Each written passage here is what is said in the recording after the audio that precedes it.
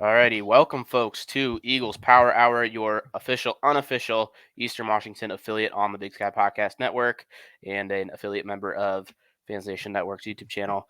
I'm your host, Patrick Frakes, and today we are joined by a special guest and the founder of Eagles Power Hour, Kylor Neal. Kylor, how you doing? Good, man. It's been a while, so I appreciate everything you're doing for this. This last year, the jobs have kind of pulled me apart in quite a bit of different directions. So I'm one of those guys where if I know I'm not going to be able to give it my all, I'd just rather not do it. So I don't know if that is a good reason for me not doing it anymore or whatever. But yeah, I appreciate you kind of jumping on here, taking over, and you're putting out some pretty good stuff, and it's tons of content. So, keep getting better. Everyone else, just keep listening because Mr. Patrick here is just murdering it with content. So, yeah, I appreciate it, bud. Trying to get out as much as we can and get, fan engagement going and all that stuff. So, today we are doing just sole men's basketball episode today. Not going to hit on the women today. I'll record something shorter for the women a little bit earlier this week. But we're going to hit on this weekend's games in Montana and Montana State. And then we're going to give a little bit of a preview for the Portland State game. So starting off with Thursday night's unfortunate loss to the Montana State Bobcats in Bozeman. This was a tough, kind of ugly game. The first 5-10 minutes were pretty evenly matched in this game, besides a couple dumb turnovers from Eastern. And turnovers was a big theme in this game. After 5 minutes, the score was still 12-10, even though Eastern was playing horrible. Eastern's a good team. Even when they're making mistakes, they can keep games relatively close. But, it was kind of back and forth, and things just weren't going Eastern's way. Every little tip ball was going Montana State's way. Every, dumb, weird rebound off of the rim was going Montana State's way. It felt like, just things just seemed slightly off offensively as well. In the second half, MSU kind of built a lead and just never really gave it up. Eastern just could not buy a three. I'm going to throw this to you, Kylor. Kind of what are your initial takeaways of this Thursday night loss in Bozeman? Man, it was pretty rough to watch. There's still some positives from it, right? We were still able to score inside the paint. We were really taking advantage of them, using our size, using our athleticism. But Eastern's a type of team where, they're going to try and play the perimeter. They're going to try and just shoot over everyone. And they got 5 dudes who can really shoot. It was rough. Nothing was going in. They were also getting kind of manned physically, which was not something I thought I'd see because Eastern just has so much length. They were out rebound. They committed a lot of turnovers. But the big thing was, they just couldn't get their typical threes to fall down. And, we've seen a slow start from Eastern in multiple games, or at least it's pretty competitive. So, when we were only down by 7, I went, oh, this is fine, right? I think they made one three the first half, and then it looks like only one the second half. But I was like, all right. I even sent a group to the Big Sky Podcast Network, like some Montana State fans. I was like, all right, man, this was the worst shooting I have ever seen from Eastern in the last few years, right? So I was like, I don't anticipate this is going to happen in the second half. And I didn't say we're winning. I didn't say anything like that, but I still felt pretty dang confident. I'm not going to lie. Yep. Being down 7 to this team, I was like, yeah, we just got to turn it on, make a few more of our shots that wasn't going in. Because we were creating enough space too. That was a weird thing. We had some open looks, some tough shots too, right? Sometimes they try and shoot some tough shots. Some teams shouldn't shoot, but we give it a shot, right? We shoot, we have fun. David Riley really lets them play, kind of their style, but it was just rough. We could hit a 3 to save our life, and I've never seen that from Eastern Washington. So it just kind of got out of hand, and I was shocked that we only lost by 10 when we shot that poorly from 3. It's because, Eastern has a solid defense as well. But, the takeaways was, of course, turnovers, like you mentioned. Brutal. That's a consistent thing we keep seeing, unfortunately. But normally we can have these 3-point games where it doesn't really matter about the turnovers. All right, if we turn it over 6 more times than the other, we're still much better offense than most teams. So they got to try and keep up with us. But we fell down a little lead, and it never could quite come back. The first few minutes of the second half, I was feeling optimistic though, because we got it down to like a 2 or 3 point game, and I went, this is just what happens, right? like even when we were playing Idaho, Chris Hammond was texting me. He's like, "Oh man, you guys are really competitive with us, blah blah blah," and he's starting to talk shit. And I just kept saying, it just seems like we're playing with our food right now, right? We're just having a good time. We're gonna start blowing you out, but right now we're just playing with our food. And Eastern just started picking them apart at the end, but we just couldn't climb back from this hole, and it was kind of unfortunate to watch. You see the sidelines, the coaches, everyone was, it was a hostile environment, but everyone was playing a little bit too much emotional. And yeah, I mean, it is what it is. It's tough to run the table in any conference. So, when we saw this 3-game road trip, I kind of even posted it'd be thankful if we went 1-on-1 in the Montana schools, right? That's two tough places to play when you're in this conference, and to play back to back. I mean, you are lucky if you get out of there with just one loss. Yep. And I mean, Montana State has been a team that's been up and down. They'll beat the good teams, they'll lose to the good team or bad teams, I should say. They lost to an NAIA school. I mean, Yeah, like they've been very up and down. Shoot, even just this stretch, they beat Eastern Washington by 10, and then they got beat by Idaho, who's in last place in the Big and they Sky beat right now. Northern Colorado, who was, in second place until yesterday. Yeah, Or they're still in second. I don't know. Yeah. One thing that I want to hit on here, Montana State shot the ball almost 20 times more than Eastern Washington. Eastern only shot the ball 49 times. Montana State shot it 65 times. That happens when you're out rebounded. You give up 18 turnovers, and we gave up on 14 offensive rebounds, which is something that another thing with Eastern that I've noticed this year that kind of drives me nuts sometimes is we give up those offensive rebound, just more offensive rebounds than a team that is at the size of Eastern and the physicality of Eastern should give up. We've been giving up about 10 to 15, it feels like, a game. Yeah. And so this loom large late in the game when, we're sitting with some hope, Eastern can typically, put together 11-point runs in 4 or 5 possessions. So, okay, cool. Montana State brought the ball down with, something like 2 minutes left. And they had a series where they missed a layup, offensive rebound, kick out to the perimeter. He shoots probably an unwarranted 3 right when it got under 2 minutes, misses that. Then they get another rebound, and it allowed them to waste a full minute of game clock when there was only 2.5 minutes left because we couldn't snag a damn rebound. And Yeah. so, I mean, and it's even worse when it's Montana State, who's, they're in the bottom half of the Big Sky in terms of a team being able to get a rebound, right? I don't remember if they're third from last or something around there, but I mean, Eastern Washington should have had no problem, especially with their size, going against this Montana State team, snagging rebounds and actually creating second opportunities or stopping Montana State from creating those second opportunities. And it wasn't there. Yep. And I mean, it really was just kind of a sloppy offensive night. Defensively, the Eagles didn't play insanely horrible. They held Montana State to, under 40% from the field goal and 27% from 3, which isn't horrible, but they did make 9 threes, which kind of added up late there. Montana State didn't shoot well. They didn't play insanely awesome offensively, but Ford really took over in that second half. As you can see here, he scored 21 points, had 7 rebounds, 5 assists, and he had 6 steals. Defensively, he made his presence felt.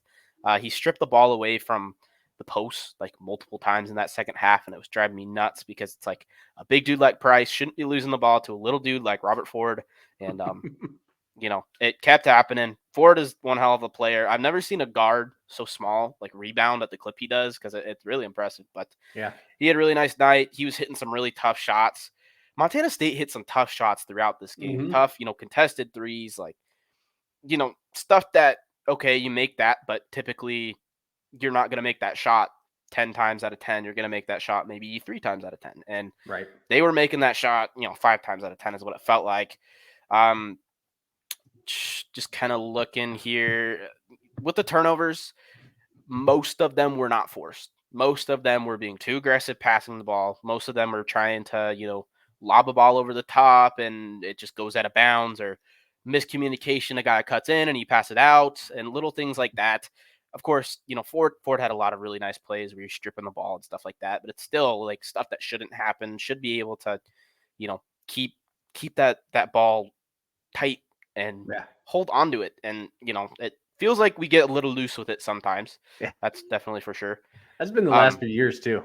Yeah, and I mean, I think that is kind of a David Riley thing where he likes them to play with it loose because you can kind of like throw the ball, pass it at any time, shoot any time, whatever. But it would be nice to limit the turnovers a bit. Maybe sometimes play a little more fundamental basketball.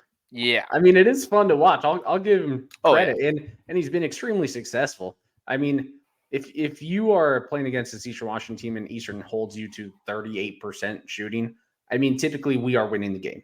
Even if Hmm. we held you to 70 points, typically we're winning. I'd say it's even probably closer to 19 out of 20 times Eastern's winning if they hold those teams to 70 points and shooting about 38% or 33%. No, that was Hmm. us. They were at about 38, right? Yep, I believe they're 37%, Yeah. 27% of three. So again, if we're doing that, we're typically winning, especially 62% from field free throw too. I mean, those are all the metrics where typically Eastern Washington is just winning, and they're going to win a bulk of these games in the Big Sky, holding opponents to these. But And yeah, they the turnovers, did. man, it's fun to watch, but it hurts. Hmm. Yeah, it definitely, that one hurt. It was tough to watch. It felt like a game that should have, turned, should have been able to turn it on in the second half offensively, and it just never happened. Mm-hmm. We shot well from the field, and when we got the ball inside, it was working. Yeah. 36 points in the paint. That outnumbers them by, I believe, like 8 or 9 points. 28 to Oh yeah. 36. We just couldn't buy a three, and I think the dependence on hitting a couple of threes has probably showed up in a couple of games here. The first half of that Idaho game, for example, first half of the Northern Colorado game, Weber State game, where you're coming out a little slow, aren't shooting great, and then it kind of turns on late. This time it just never turned on late, and it also felt like we kept launching up threes when it was time to just force the ball inside, force the ball inside, force the ball inside, and I don't know.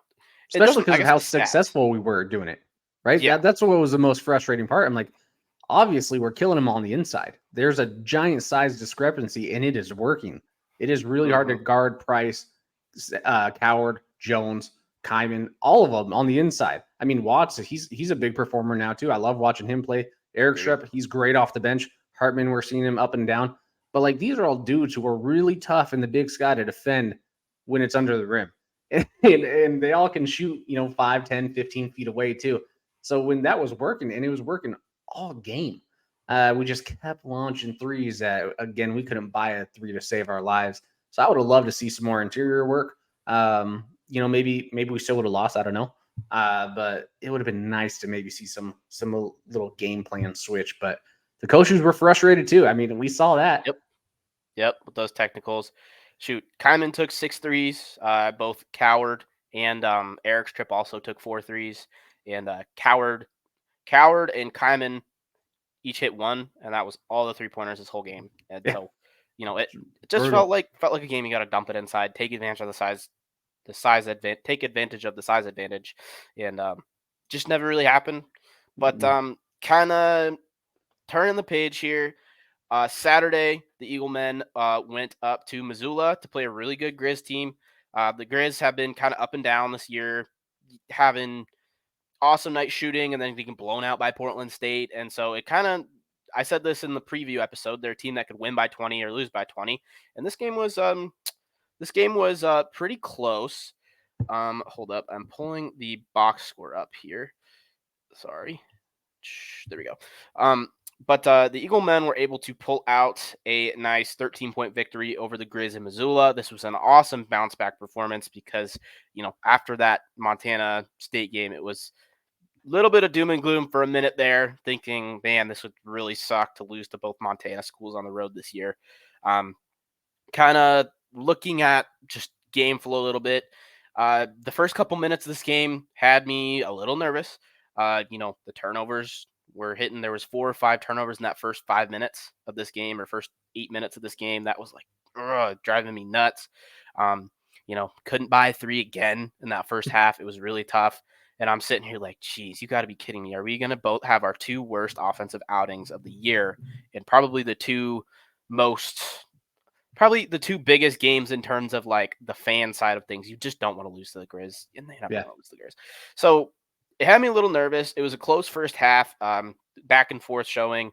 The Eags were able to have a 33-30 lead at halftime, and then in the second half, finally the offense started picking up a little bit, and instead of keeping the launching threes, dumping the ball inside, and it felt like more of a emphasis in late in the first half, early in the second half, dump that ball inside, draw fouls, which was something that Eastern did at a very high clip in this game, and get that ball inside, score in the paint. The threes will come when they come, and that's kind of what we saw in this game. Eastern was able to build about 6 to 10 point lead in that second half and just never gave it up the rest of the game. Kind of game takeaways from the win in Missoula, Kylor. I mean, yeah, Missoula is never an easy place to play, right? Especially they had about 1,000 more people than their league average games right now, right? So I was even like chatting with some Griz fans who are there, the guys who run the Griz fan podcast, Mike. And I was like, how's the crowd, right? He's like, good atmosphere, good crowd, but it's eerily quiet. Like every single person in this stadium is just nervous. That's kind of like the reaction. It seemed like he was saying. He's like, yeah, just for the size of crowd we had, almost 4,000 people. He's like, it was quiet. I mean, they just kind of knew this Eastern Washington team. If they could keep it close, I mean, that would be beneficial. But they really needed to jump on the lead in the first half. This is one of those teams where I just think if you're playing Eastern, you need to jump out lead in that first half. If you don't, you're just not going to have a lot of opportunities because we can just turn it on. This is one of those games where you saw it just being turned on in that second half, and we are a second half team. At least that's how it seems to be played most of the time. But I mean, it was great. I mean, too many fouls, and I don't think half of the fouls that were called on either side should have been called. This is just one of those frustrating games where I'm looking at it and I go, honestly, Montana did not foul Eastern 27 times. I mean, this is some ticky-tacky calls. The Techs, again, I'm not one of those to just bash the refs completely, especially when it's in our favor, right? But this is one of those games where I'm just like, I have no clue why there's so many Techs in the last few games. I have no clue why there's so many fouls. Let the kids play. And it goes across both sides. Now, I don't think even if the refs called a super fair game, that would have saved Montana. I think we were just shooting too well, especially in the second half. And I think most Montana fans would realize that too. But yeah, I don't know. I mean, it's a physical game. It's an intense game. I liked what I saw. This is a good bounce back in a tough environment. Dahlberg. So I love it. Jake Kyman, we got to see why we picked him up in the offseason, right? I mean, this was a kid who had a full ride to UCLA and, injuries kind of pushed him down and he had to transfer around a little bit. But this is that guy where when we picked him up, he can take over for Steele, right? He's that same type of player. He can take over for Steele. He can shoot from anywhere, right? And it was nice to see. And I loved Ellis, right? I don't care. He has a big fat 0. He is a real point guard who dictates the flow of the game. He committed 0 turnovers for, I think I read an article, his 8th game. I mean, that's fantastic, especially with a team that is turning the ball over all the time. And that's like the biggest thing I complain about is just, Jesus Christ, man, stop it. Stop trying too hard. But this was a game where, I mean, of course, they made a couple bad passes, a couple bad plays, trying to be a little too flashy in Missoula, but overall worked out. But yeah, Jake Kyman, watching him play, watching Coward and Jones, I mean, really tear it up. And then I just love when Magnuson, he shot a few times where every time he jumped up, I was like, it's open, right? Yeah. I wish he could have drilled some of those, but again, that's not his forte. That's not his strength. His strength is really dictating the game flow, finding open guys, and he is a perfect point guard for this offense. Great defender too. Oh, absolutely. He's amazing. I mean, this team, they're like the Energizer Bunny, man. They just don't turn off. It doesn't matter. I like, especially Watts. Watching Watts play, Jones, Ellis. I mean, these guys go after it. These guys are not guys who are going to just let up and go, all right, we're going to let you shoot. No, I mean, these guys play 100% on defense all the way through the game. It's pretty impressive to watch. I don't know what type of training David Riley has, but they're running drills. They're running sprints. Seems like the whole match. But no, this is overall a really good team performance. I really have nothing bad to say. Of course, the threes, I wish we're drilling them a little bit more like we were, in the beginning of conference play. But they're going to find their range. It's going to happen. I'm not too worried about the 3 game. I mean, you just saw with Kyman, 75% from 3. I loved it. Everyone else kind of, there's some open misses that we typically hit, but I'm not as worried about the 3 game. I think we'll find our range again. But overall, man, I mean, out rebound, outscored, outside of turnovers. What was the turnovers between the two? I feel like we just turned the ball over way more, but maybe I could be wrong. 12-4. Montana has been the best team in the conference at taking care of the ball all year. Yeah, they don't make mistakes. But I mean, it definitely felt more like a typical Eastern Washington game, and I was really, really happy to see the emphasis on getting the ball inside and letting the 3-pointers come when they're open. I think that's something David Riley tries to focus on. A lot of the time he talks about, drive, draw to, and kick. And, it felt a little bit more like that in this game of kind of what the emphasis was, getting the ball inside. One thing I want to say with Eastern that I really like to see defensively is they do a really good job of not fouling. And I mean, the officiating in this game was questionable for sure. 27 fouls on them was not accurate. There was a few in there where it was like, really? But there's also a few from Montana, or few that Eastern was called for that I was like, really? That were BS too. Yeah, absolutely. And so Eastern has done a great job all year of not fouling, and they do that while being one of the top teams. I think they are number 1 in the conference in blocks per game, and they do a really good job of being smart. Hey, if they get the ball a foot from the basket, there's no need. They're gonna either draw free throws or score. We'd rather give up the 2 points and not have an extra foul on the on your big men type thing, and that happens a lot. Not always, obviously. There's lapses in that, but they've done a really good job of that all year, limiting the foul trouble. Another thing that comes with that, with the depth, is it allows you the opportunity to go block shots more often, and it allows you to play more aggressive defense throughout. Obviously, in this game there wasn't nearly as many steals, but Eastern's been a team that averages 4 or 5 steals a game, picking off passes and stuff like that, because they have the depth. It gives them the energy and the stamina to be able to play 100% all the time. And so it really, really fun and nice defensive performance from the East in this one. Held Montana to shoot just 34% from the field goal range, 23% from 3. And so it was really good to see, especially the 3-point average here, because Montana has been one of the best 3-point shooting teams in the league all year. Holding them to just 7 for 30 from 3. Really, really dudes. I mean, we shut down everyone else. Really important. Holding Moody to, I believe, only 11 points. I mean, still it's 11 points, but he's a guy that can turn it on and really, score 25 points in a hurry. Holding him to 1 for 7 from 3 was really, really nice to see. Yeah. But talking about making sure we get the ball inside, Eastern scored 28 points in the paint, and I know not all of the fouls were in the paint, but went 27 for 34 from the free throw line. 34 free throws is ridiculous, by the way. So that's 55 total points coming from either the free throw line or in the paint.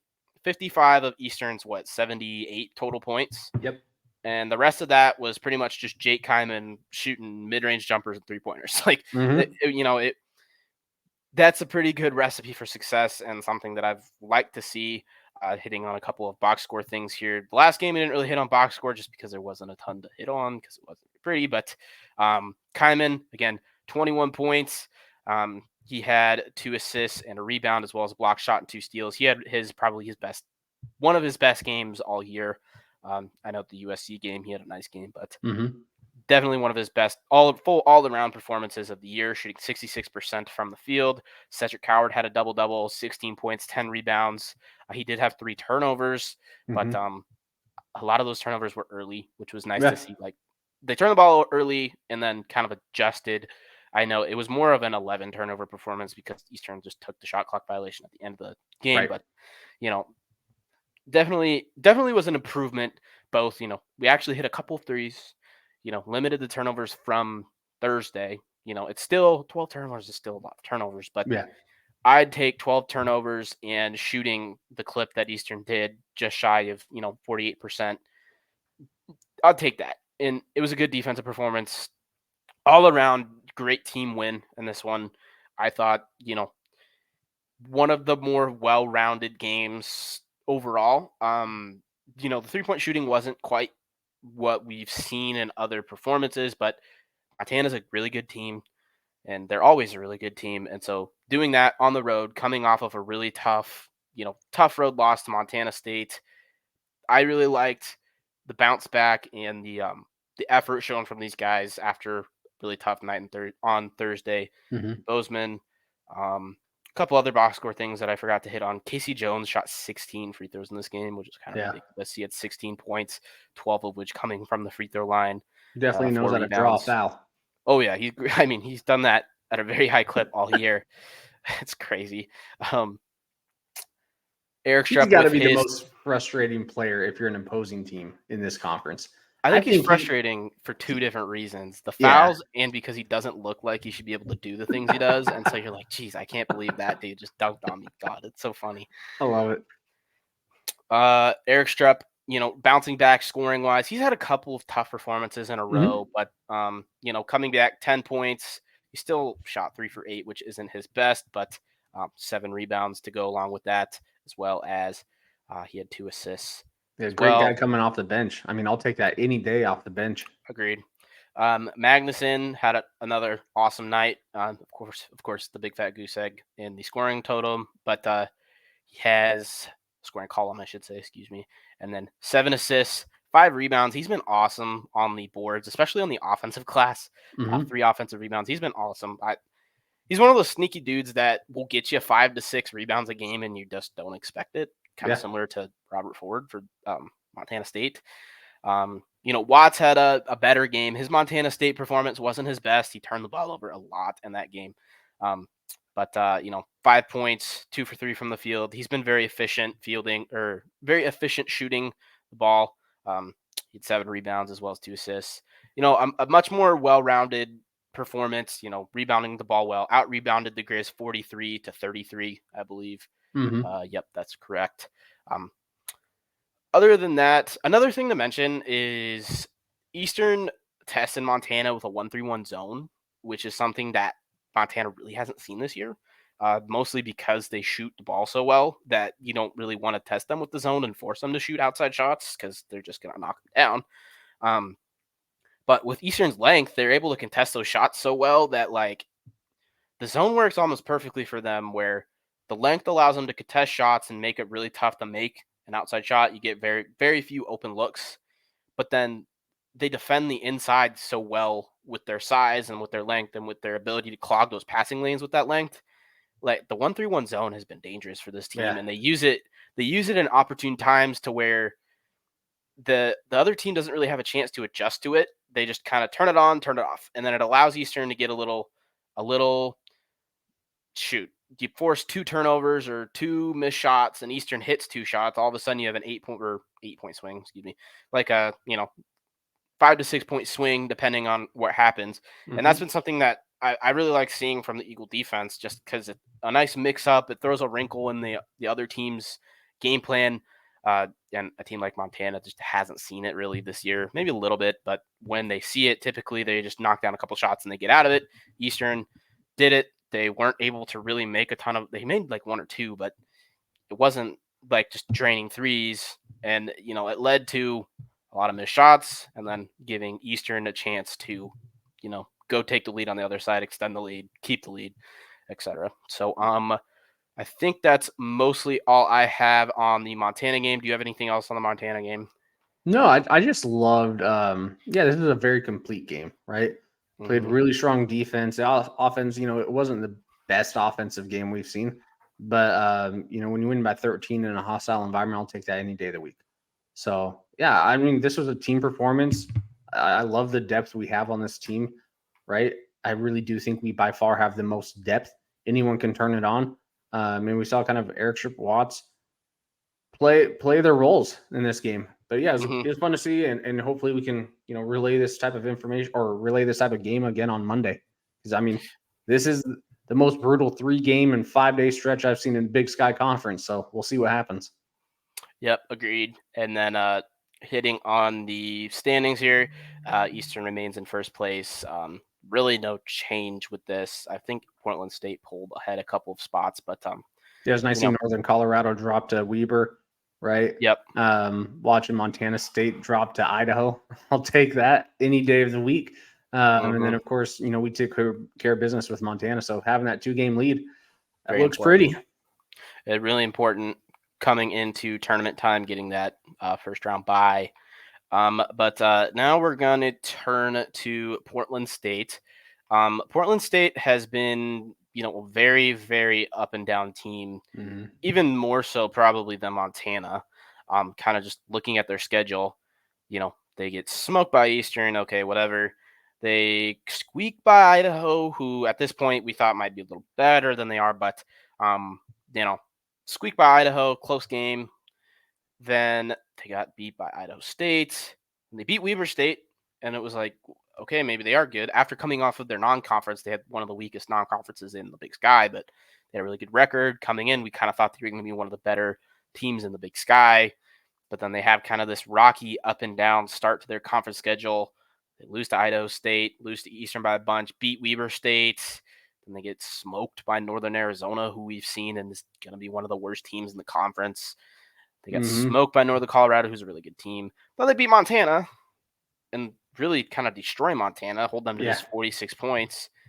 And then they score 94 points in regulation against Montana State. Like a very, very up and down team, kind of have a little bit of a shaky performance against Sac State. So their team, you just don't know what to expect. They're scrappy on defense, but not one of the top defenses in the league. They're a good offensive team, but not very consistent. They're one of those teams that sometimes they flip a switch and all of a sudden they can score every possession, and then sometimes they flip a switch and they can't hit anything. Um, Mhm. the last time Eastern played Portland State this season, it was the Big Sky opener. Eastern won that game 91-57, absolutely destroyed them. It was one of Eastern's best offensive performances on the year. And Portland State really kind of didn't show much effort defensively at all. Eastern had a major advantage inside as well with the length and the size. And Portland State doesn't really have like a go-to big man that is quite the size of any of our guys. Mm-mm. Forward KJ Allen leads the team in scoring with 13 points per game. I believe he's like 6'8", but Mhm. they don't have a big 6'10" guy like Price that is consistently on the floor for them. And so, it'll be interesting to see how they adapt from that last game, because that last game was just kind of a flush game for them. They just got smoked. But Yeah. what are your thoughts on Portland State? Yeah, I mean, this is just a team that we match up really well with. Kind of for some of the reasons, like you pointed out, they don't have a big, right? They just really don't. Their two biggest guys, I mean, they play the least amount of minutes on this Portland State team. So, and those are the two only guys that are 6'9" or over. So when you're looking at a roster like us, where the average starting roster is 6'6", 6'7", something like that, I mean, we just match up extremely well against this Portland State team, especially if you can shut down KJ Allen, right? He is their go-to guy. He's their number one rebounder, number one scorer, and we did a really exceptional job shutting him down last time Portland State came to us. But I mean, yeah, you're looking at that roster. I think it's just, if you're looking at like the minutes, it's Curtis, who's 6'11". What does he get? 5-8 minutes a game, and then Hmm. the Trayvon. I mean, he's the only other guy that's has size to go toe to toe with 4 of our 5 starters. So watching this Portland State game, they have been up and down. They did play 1 week of an out of conference schedule, right? So people kind of propped them up maybe a little bit more than where they should have been. They are an interesting team where they can get really hot shooting the ball. I mean, that's one thing they do have. They have dudes who can shoot. They have some exceptional athletes who can shoot the ball. As a team, I mean, they're not this amazing scoring team. What are they averaging? 70 points a game and only one guy over 10 points, I think it shows. Something like that. But they're consistent. I think it's just KJ Allen who has over 10 points a game. 68 points a game Yeah, so right, they're just really in struggling shooting conference. the ball in conference, and that's all I really judged on, because everyone's out of conference is so Agreed. unbalanced. You don't really know who's who until you get this conference play. Dead Um, last in field goal Dead last, percentage. but then like you'll see just these times in the game where they'll go 5 for 5, They completely can turn it around, but you're seeing the schedule. I mean, there's some blowouts. There's some blowouts on both sides where they've shut down people, then they've just been blown out. But yeah, they're just like a middle tier team. I mean, they got really bad defense. I was actually shocked to see them at the very bottom of this field goal percentage because every time I watch them outside the Eastern game, I mean, it seems like they're able to score at will. Very streaky. Yeah, very streaky, right? But I mean, they do have some athletes. They do have some shooters. This is not a team that you need to overlook. But I mean, if you're just going stylistically, which team do we match up the best with in the Big Sky? I actually do think it's Portland State. Like, you know, I like their little arena they have. It's a cute one. It looks nice. Their fans don't like us, right? It is what it is. They view us a little bit more than probably we view them. Kind of like how we are with Montana and Montana to us. But I mean, it is what it is. That makes for a fun, energetic game. But yeah, man, I don't know. Every time I just analyze them with, you know, the players they have on there, the size advantage that we have, I just like our chances a lot. Definitely. And one thing that I highlighted here earlier, dead last or almost dead last, 9th in rebounding margin, and the only other team. Yep, and the only other team behind them is Northern Arizona, who basically has one dude that can rebound the ball, and after that, they're kind of screwed. So, I mean, I like that matchup a lot. And they're not a team that forces a million turnovers, but they're dead last. Or no, they're 9th again. I keep saying dead last on their 9th, but you know, 9th in assist to turnover ratio. They're also one of the like very bottom teams in assists per game, which is something to note. That was. See, I didn't even do a deep dive into this. What's crazy is actually go back, block shots. Yeah. Good for them, because again, they're not this exceptionally large team. I don't know. It's weird. Idaho State and Portland State have been like at the top of the block shots all year. Yeah, and I don't like know why. It seems kind of strange, but shoot, who knows? You know, they don't force a ton of steals per game. They're towards the top of the conference, but it's not like Montana State, who's way up and ahead of everyone else, which scared the crap out of me when I was kind of doing my initial look at things. Rough attendance showing for them, but you know, like I said, they're a very streaky offensive team that will go 0 for 15 and then 6 for 9 or 6 for 6 or 9 for 9 or something weird like that, where they just can't miss. And it's kind of been what they are. I listed 6th in points per game. They're last in field goal percentage, 9th in assist to turnover ratio, 9th in assists per game. Kind of not the greatest offense, to streaky. Their defense has been okay, not great, but you know, they're second behind Eastern in opponents' field goal percentage, I believe. You know, they've been okay offensively. They shoot a lot of field goals. Like, they shoot more than most teams for whatever reason. I think they just play really fast. And I'm sure that Montana State game that was like 94-91 in regulation probably helped with that. But it's actually crazy to see we're at the bottom, the very bottom of field goals attempted. See, I've just been watching games. I'm not actually looking at the stats and data points, and that's actually shocking to me. It seems crazy, but that has been kind of a theme in most of these games, is because Eastern shoots so efficiently. Yeah. Or has this year, so like they just don't have the chance for more rebounds than other teams. So, I mean, just kind of quick overview of, you know, just their average scoring. KJ Allen's really their go-to guy. Yeah, he's the only one over double digits. I think everyone else is 9, 8, 6, 7. You know, Habib's been solid in conference, 10 points a game. But they're a very okay team that can catch fire sometimes. Kind of been.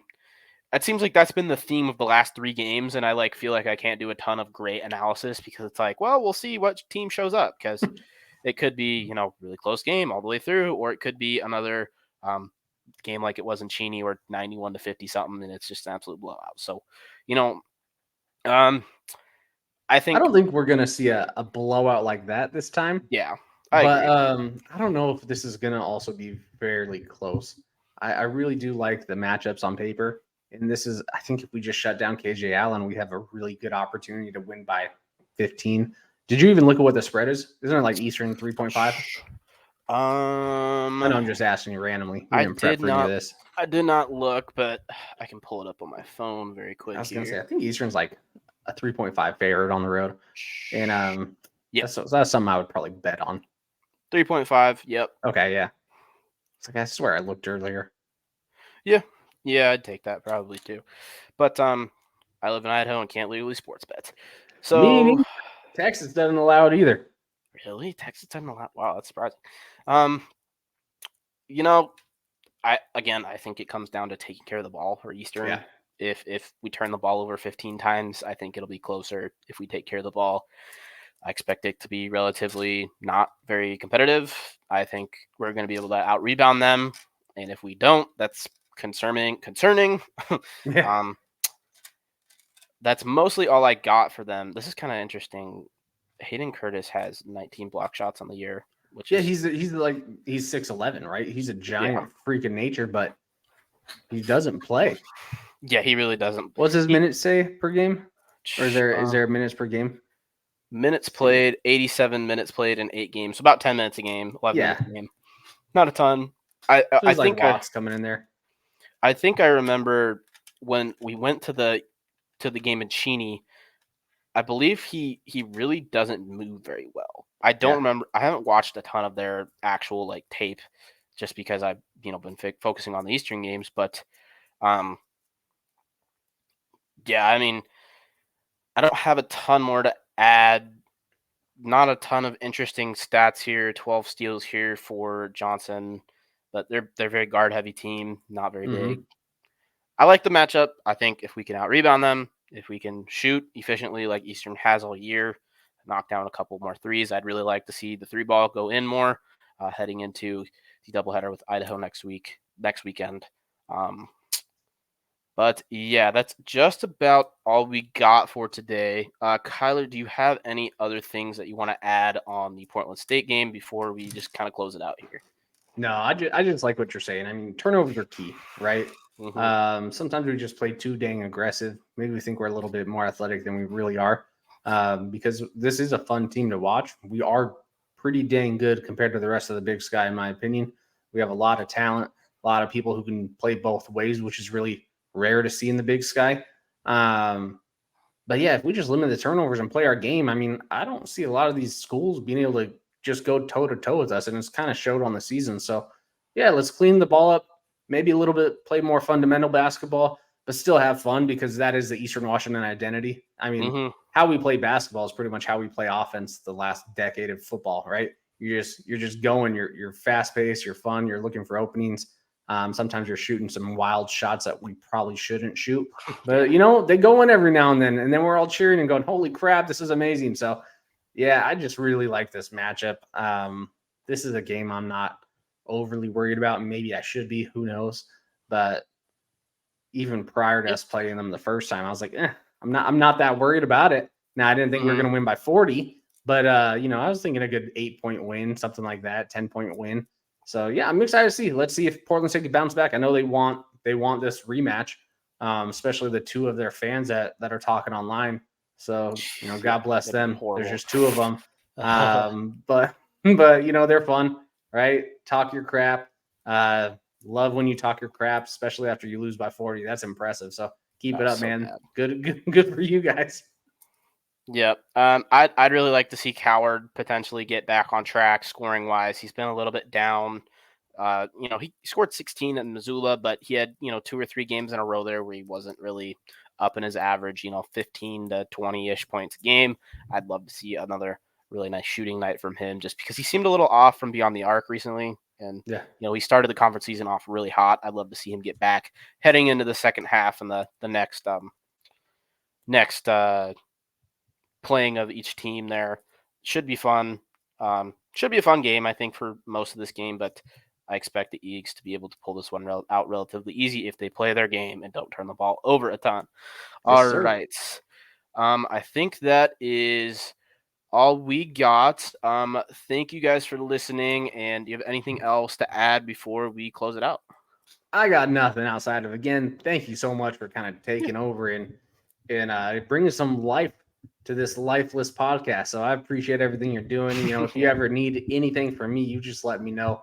The next few weeks, I might be able to pop on from time to time if you want to have me back. So, and we'll do some football ones next season for sure. Yep, and we are looking for topics to hit on football wise in the off season as well, because I mean I love talking football. Football's my main thing, so I'd love to maybe a couple 15-20 minute podcasts to just hit on a specific topic or specific things where we can try to maybe get a little inside information and try to have a little podcast on it schematic wise and stuff like that. I'm really interested in where this new defensive coordinator is going defensive scheme wise. So that's something that I'm kind of thinking about and trying to potentially do an episode on, and anything like that. Any ideas, comment below, send them to me or Kylor or the APA's Twitter account. We'd love your guys' input. But other than that, I think that does it for us. Thank everyone for watching, and go Eags. Boom.